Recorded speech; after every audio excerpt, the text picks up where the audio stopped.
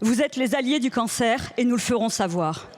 Par ces mots, Madame Fleur Breteau, malade, vous criez sa colère ici depuis les tribunes. C'était il y a 1 an. Puis 2,2 millions de personnes ont signé contre la loi du plomb. Mais vous récidivez.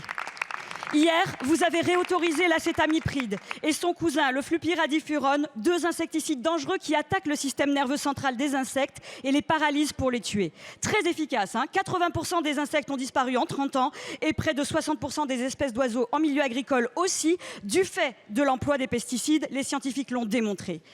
Mais vous méprisez la science. Vous avez méprisé les climatologues qui annonçaient canicules et sécheresses. Aujourd'hui, vous méprisez l'INRAE qui vous parle d'alternatives. Et vous méprisez même le Conseil national de l'ordre des médecins quand il vous dit qu'il s'agit de substances susceptibles d'exposer la population à des risques majeurs. Car elles créent des troubles neurologiques, elles affectent le développement des fœtus, elles forment avec d'autres substances des cocktails infâmes qui favorisent les cancers qui frappent de plus en plus jeunes.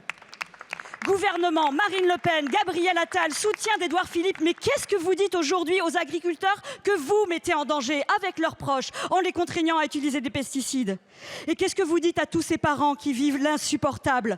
Eux qui regardent impuissants leurs enfants souffrir, faiblir de chimio en chimio, qui les voient s'éteindre peu à peu jusqu'à les coucher sur leur lit de mort.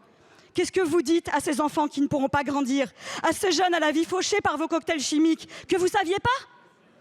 Hier, vous avez choisi, vous êtes des empoisonneurs. Vous empoisonnez notre eau, nos sols, notre air. Vous entassez toujours plus d'animaux sensibles dans des bâtiments fermés. En fait, vous méprisez la vie. Et vous méprisez les gens, jusqu'à sacrifier nos enfants sur l'autel des seuls profits de Bayer Monsanto. Mesdames et messieurs du gouvernement, vous êtes des empoisonneurs et nous le ferons savoir. Rendez-vous en 2027.